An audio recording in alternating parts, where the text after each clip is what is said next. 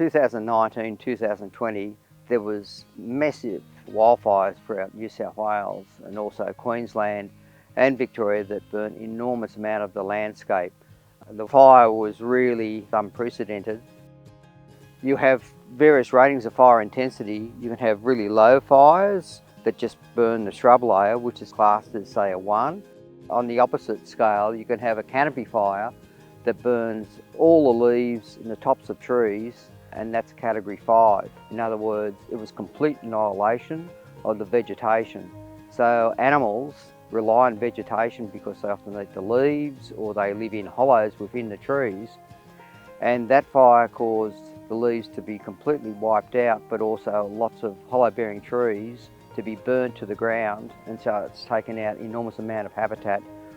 The last 4 years have been very intense working with people who are bushfire impacted. Landcare were a really key organisation in working with landholders after the bushfires came through to be able to build resilience within their own properties. In terms of the plants, there's quite a few things that we need to consider when you're planting for bushfire resilience, especially around homes. Some of the important characteristics of the plants that we would like to make sure that we are putting outside of that asset protection zone of our homes are things that are going to have less volatile compounds, that will be less flammable. Everyone likes to have trees because trees create shade and coolness, but yet trees can burn. And so planting trees that inhibit the fire is one method to actually save your assets. Gary, can you tell us a little bit about this beautiful fig tree here? I really like fig trees for a number of reasons. They're fire retardant, for one. And they're fire retardant because if you break their leaves, you can see on the edge there that this white sap comes out, and that's latex. And latex is within all that leaf structure and it really doesn't burn. So if a fire comes up to a fig tree, it might actually make all the latex explode out of the leaves, but it actually takes up that enormous amount of energy out of the fire. The other really good thing about fig trees is that they produce fruit. And this Moreton Bay fig has a fruit here which is eaten by the endangered grey-headed flying fox and lots of fruit-eating birds.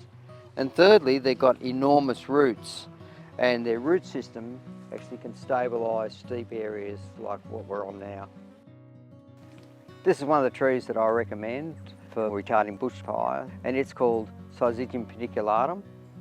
It's Magenta Lilly Pilly. It's actually listed as endangered in New South Wales. The good thing about this tree is that the leaves don't burn very well. And so I've seen where the wildfires come up to a property and it's hit a row of these trees and it's gone out. It's not going to work for all wildfires, but in some fires it's a really good tree retardant. Another good feature about this tree is that its bark have certain mycorrhizal associations with fungi, and so if you put orchids or epiphytic ferns on this tree, if you attach them to them, they invariably grow. The third thing about this tree that I really like is that it produces really colourful, deep purple fruit that are eaten by a range of birds. Spotted gums are really good because they have deciduous bark. In other words, each year their bark drops off, and so they don't have a wick to go to their canopy. If it had a rough bark with all sorts of fibrous texture, then a fire would hit this tree and then run up the tree to the canopy and possibly ignite a canopy fire. The other thing about this portion of the forest is that there's quite a large space between the trees. In other words, there's canopy separation. It's really good for reducing combustibility in a wildfire. One of the really important things about Landcare is sharing knowledge, and landholders can be a little anxious once fires have come through to want to start planting straight away. I think patience is a very important thing, and having someone from Landcare coming to visit a landowner and just having that conversation about perhaps being a little patient, seeing what comes back on their properties, Could also save you a lot of money in the long term if you're not having to buy and plant plants if they already come up on their own.